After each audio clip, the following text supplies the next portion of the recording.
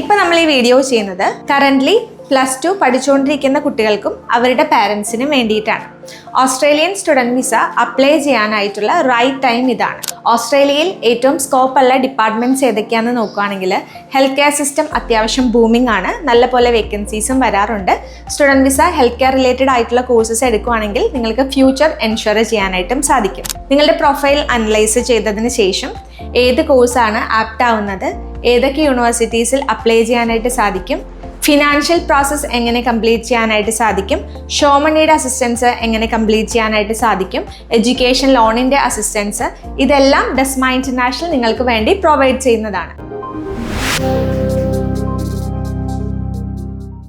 Hi everyone, ഇന്ന് നമ്മൾ discuss ചെയ്യാൻ പോകുന്നത് ഓസ്ട്രേലിയൻ സ്റ്റുഡൻറ് വിസയെ കുറിച്ചാണ്.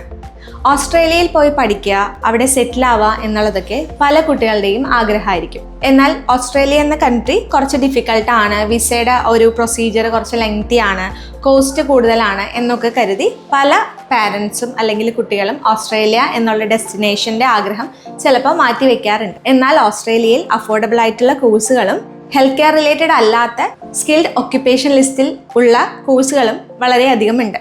ആദ്യം തന്നെ നിങ്ങൾ ഓസ്ട്രേലിയൻ സ്റ്റുഡൻറ് വിസ നോക്കുകയാണെങ്കിൽ സ്കിൽഡ് ഒക്യുപ്പേഷൻ ലിസ്റ്റിലുള്ള കോഴ്സ് ആണോ എന്നുള്ളത് എൻഷുർ ചെയ്യുക. കാരണം SOL ലിസ്റ്റിലുള്ള കോഴ്സസ് ആണെങ്കിൽ കോഴ്സ് കംപ്ലീറ്റ് ചെയ്ത് കഴിഞ്ഞിട്ട് PR സാധ്യതകളും കൂടുതലായിരിക്കും. അതുകൊണ്ട് തന്നെ എല്ലാവരും ഏറ്റവും സ്കോപ്പുള്ള കോഴ്സുകൾ എടുക്കാനായിട്ട് ശ്രദ്ധിക്കുക.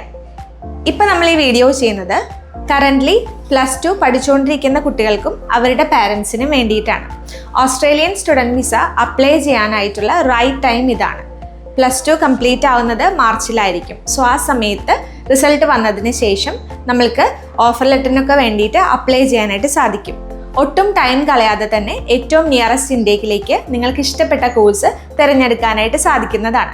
ഓസ്ട്രേലിയയിൽ ഏറ്റവും സ്കോപ്പുള്ള ഡിപ്പാർട്ട്മെൻറ്റ്സ് ഏതൊക്കെയാണെന്ന് നോക്കുകയാണെങ്കിൽ ഹെൽത്ത് കെയർ സിസ്റ്റം അത്യാവശ്യം ബൂമിംഗ് ആണ്. നല്ലപോലെ വേക്കൻസീസും വരാറുണ്ട്.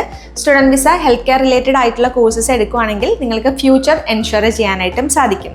അതുപോലെ തന്നെ IT റിലേറ്റഡ് കോഴ്സസും എഞ്ചിനീയറിംഗ് റിലേറ്റഡ് കോഴ്സസും എടുത്തു കഴിഞ്ഞാൽ നിങ്ങൾക്ക് അവിടെ പെർമനന്റ് റെസിഡൻസി ഉറപ്പാക്കാവുന്നതാണ്. +2 കംപ്ലീറ്റ് ചെയ്തതിന് ശേഷം 3 വർഷത്തെ ബാച്ചിലർ ഡിഗ്രി ഓസ്ട്രേലിയയിൽ നിന്ന് തന്നെ ചെയ്യാനായിട്ട് സാധിക്കും. അതിനുശേഷം സ്റ്റേ ബാക്കും ഉറപ്പാക്കാവുന്നതാണ്.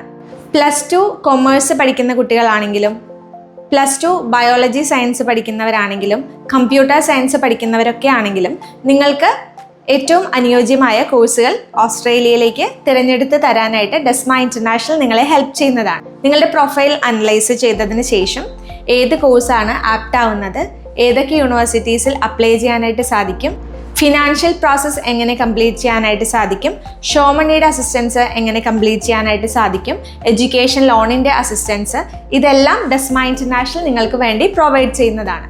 അത് മാത്രമല്ല അട്രാക്റ്റീവ് ആയിട്ടുള്ള ഓഫേഴ്സുകളും സ്കോളർഷിപ്പുകളും നിങ്ങൾക്കായി കാത്തിരിക്കുന്നു. ഓസ്ട്രേലിയയിൽ സ്റ്റുഡൻറ് വിസയിൽ പോകാൻ ആഗ്രഹിക്കുന്ന പാരൻസ് ആണെങ്കിലും കുട്ടികളാണെങ്കിലും എത്രയും പെട്ടെന്ന് തന്നെ ഡെസ്മ ഇന്റർനാഷണലെ കോൺടാക്ട് ചെയ്യുക.